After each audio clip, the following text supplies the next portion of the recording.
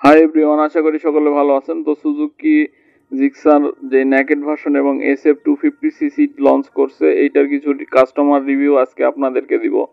তো কাস্টমাররা মূলত শোরুমে এসে যেটা প্রথমে জিজ্ঞাসা করে যে 250cc সুজুকি বের করছে, ঠিক আছে, তো আসলে যদি এই বাইকের মডেলটা একটু চেঞ্জ করতো তাহলে মনে হয় আরো ভালো হতো।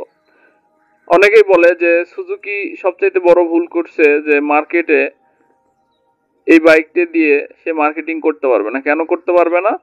কাস্টমারের এইটা একটা রিভিউ যেটা আমি সচরাচর ফেস করে থাকি, যে তারা সবসময় বলে থাকে যে যদি বাইকের মডেলটা চেঞ্জ করতো বা যদি মডেলে কোনো একটু ডিজাইন চেঞ্জ করতো তাহলে এইটার জন্য অনেক ভালো হতো। মূলত এখন যে বিষয়টা এসে দাঁড়াবে সেটা হচ্ছে যে যদি আপনি SF এর 250cc কিনে থাকেন তাহলে আপনি SF-ই পাচ্ছেন জাস্ট শুধু হায়ার সিসি। যদি আপনি ন্যাকেটের 250cc কিনে থাকেন তাহলে ন্যাকেটেরই যেটা পাচ্ছেন সেটা হচ্ছে 250cc। তো এখানে বাইক আপনাকে কোম্পানি দিচ্ছে কিন্তু ন্যাকেট বা SF ভার্সনটাই, অন্য কোনো মডেল কিন্তু দেয় নাই। কোম্পানি কিন্তু মডেল চেঞ্জ করে নাই, শুধু চেঞ্জ করছে সিসি। তো সেম ডিজাইনে আপনাকে সিসি লিমিটটা কোম্পানি বেশি দিচ্ছে, এটাই হচ্ছে বিষয়।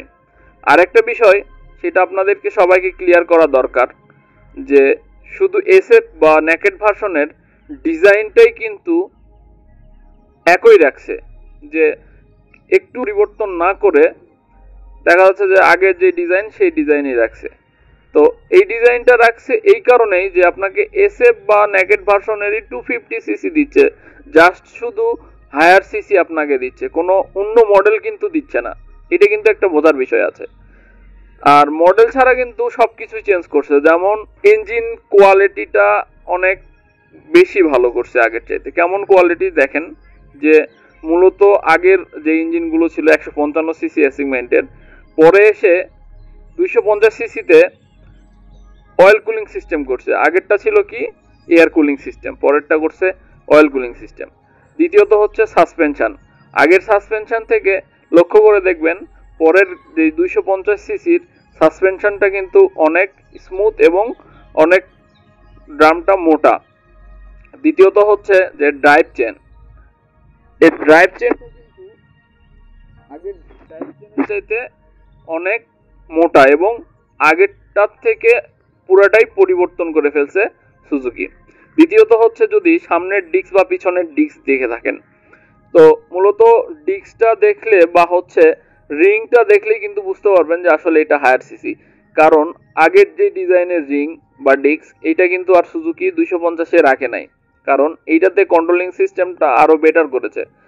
ডাবল ABS এর সঙ্গে সুজুকি দিয়েছে আপনার সামনে যেই ডিস্ক, সেই ডিস্কটা কিন্তু অনেক বড় এবং আগের চাইতে অনেক শক্ত এবং এই ডিস্কের পুরুত্ব কিন্তু অনেক বেশি। সো এই দিক থেকে পুরো ডিজাইনটা চেঞ্জ করছে। আর মূলত ইঞ্জিনের কালার তো গোল্ডেন কালার করাতে এই বাইকটাকে দেখতে আরো কিন্তু সুন্দর লাগে, কারণ ইঞ্জিনটা আগে ছিল ব্ল্যাক কালারের, এখন করছে এই ইঞ্জিনটা গোল্ডেন কালারের। তো আপনি যদি একটু ভালো করে লক্ষ্য করেন তাহলে দেখবেন যে এর যে মিটার, যে সেন্সরগুলো আছে, মিটারগুলোটাও কিন্তু পুরোটাই চেঞ্জ করছে। মিটারের লুক যেটা, সেটা আগে ছিল সাদা কালো, এখন একটু কালারিং করছে, যেটা আংশিক পরিবর্তন নিয়ে এসেছে সুজুকি।